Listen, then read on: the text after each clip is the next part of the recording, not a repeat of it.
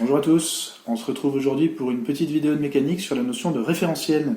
Alors un référentiel, qu'est-ce que c'est? En mécanique, lorsqu'on cherche à décrire le mouvement d'un objet, on doit toujours préciser par rapport à quoi est-ce qu'on décrit ce mouvement. Par rapport à quel objet de référence on va décrire ce mouvement. Cet objet de référence, c'est ce qu'on appelle un référentiel. Si vous préférez, c'est un petit peu le point de vue qu'on va adopter pour décrire le mouvement. Pour essayer de comprendre un peu mieux ce qu'est ce référentiel, je vous propose une expérience. L'expérience est la suivante, vous avez besoin d'une chaise qui tourne, et c'est tout.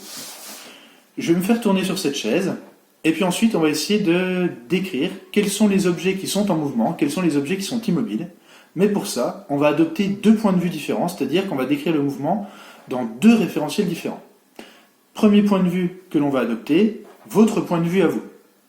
Deuxième point de vue qu'on adoptera, le point de vue de la chaise.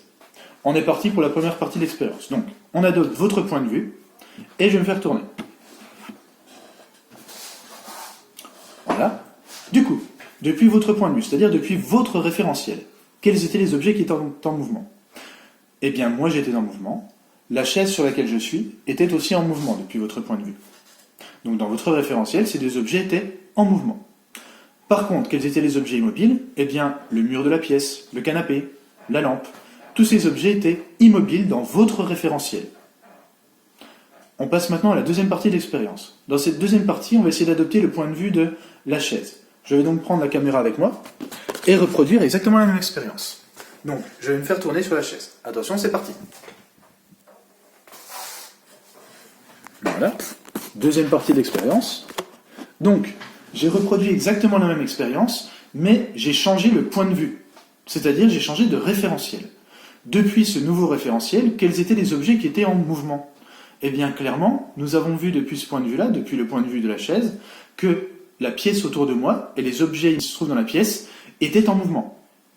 Par contre, quels étaient les objets qui étaient immobiles dans ce référentiel-là? Eh bien, moi, je n'ai pas bougé. J'étais immobile par rapport à la chaise, et la chaise, évidemment, elle aussi était immobile dans ce référentiel. Donc, qu'est-ce que nous montre cette expérience?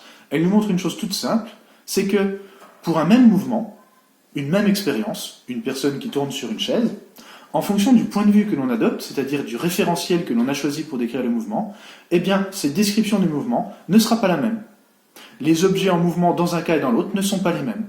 Dans un cas, j'étais en mouvement, dans l'autre, j'étais immobile. Voilà. Bien. J'espère que cette vidéo vous a plu, qu'elle vous aura aidé à mieux comprendre ce qu'est la notion de référentiel en mécanique. Et puis sur ce, moi je vous dis au revoir, bon confinement, et restez chez vous. A plus!